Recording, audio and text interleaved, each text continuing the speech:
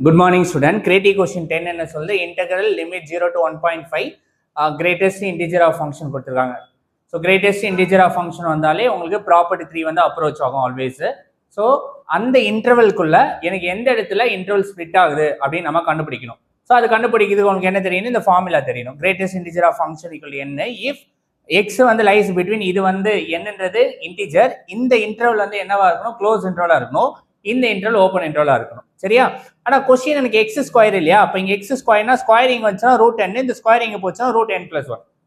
இப்ப எந்த இடத்துல இன்டர்வல் ஸ்பிளிட் ஆகுதுன்னு கண்டுபிடிக்க போறேன். அது எப்படி பண்ணோம்? லிமிட் எனக்கு என்ன, 0 to 1.5, 0ல இருந்து 1.5க்குள்ள எந்த இடத்துல ஸ்பிளிட் ஆகுது. ஸோ அதனால n = 0ன்னு ஃபர்ஸ்ட் அப்ரோச் பண்றேன். n-க்கு வந்து 0 போடுங்க. இங்க 0 போட்டீங்கன்னா இங்க 0 போட்டா 0 1 இருக்கு. இது க்ளோஸ் இன்டர்வல், இது ஓப்பன் இன்டர்வல். சரியா? 1 போட்டா இங்க 1 வரும், இங்க √2 வரும். 2 போட்டா இங்க √2 and √3 வரும். 3 போட்டா இங்க √3, பட் என்னோட இன்டர்வல் என்ன, 1.5. √3 வேல்யூ வந்து என்ன உங்களுக்கு 1.732, அதனால இந்த வேல்யூ வராது. அப்ப இது வரையும் நிற்கும். பட் இங்க √3 இருக்கு. √3 வந்து என்னது, எனக்கு ஓப்பன் இன்டர்வல். ஓப்பன் இன்டர்வல்னா அதுக்குள்ள இருக்க வரையே பார்க்கணும். அது உள்ள வேணா 1.5 வரும்.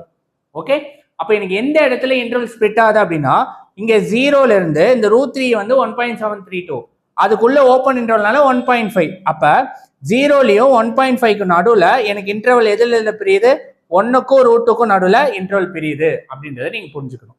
சரியா? இப்ப இதை கண்டுபிடிச்சாச்சு. ஓகே, இப்ப இதுல ரெண்டு இடத்துல பிரியுது. ரெண்டு இடத்துல பிரியுதுனா 0 1.5க்கு நடுவுல 1லயும் √2லயும் பிரியுது. அப்ப இன்டர்வல் வந்து 3ஆ ஸ்பிளிட் ஆகும். 0ல இருந்து 1 வரிய, 1ல இருந்து √2 வரிய, √2ல இருந்து 1.5 வரிய ஃபங்க்ஷன் எடுத்து அப்படியே எழுதுங்க. சரியா? இப்ப இந்த x² = என்னன்னு எழுதுவோம் இல்லையா? இப்ப என்னன்னு எழுதணும் அப்படின்னா நீங்க என்ன புரிஞ்சுக்கணும், 0ல இருந்து 1, இங்க வாங்க, 0 வந்து க்ளோஸ்டு, 1 ஓப்பன், அப்ப n வேல்யூ 0, அப்ப இதுக்கு பதிலா 0. இப்ப இங்க வாங்க, 1ல இருந்து √2, 1ல இருந்து √2ல n வேல்யூ 1, அப்ப இதுக்கு பதிலா 1dx.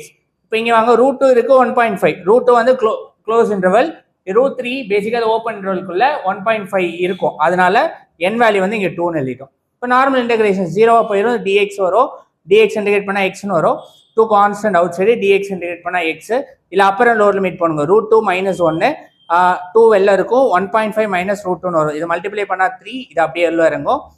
இது √2, √2ல -2 √2 போச்சுன்னா சிங்கிள் ஒரு √2, 3ல 1 போச்சுன்னா 2. இதான் நம்மளோட ஆன்சர். Thank you all.